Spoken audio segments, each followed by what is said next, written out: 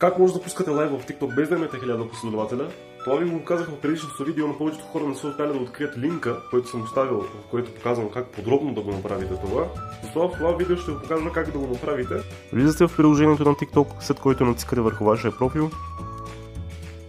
От тук към трите чертички горе в дясно, натискате настройки, пускате най-долу и тук някъде ще трябва да откриете сигнализиране за проблем. Натискате там.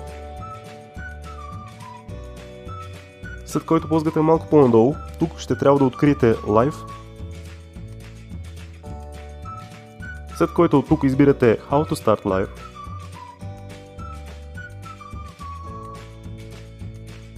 И след което вече пускате най-долу и тук ще ви се покаже опцията, че не ви е било полезно. Натискате там и след което ще ви се покаже един формуляр, който трябва да го попълните. А как да попълните този формуляр? Поставих линк към цялото видео в коментарите.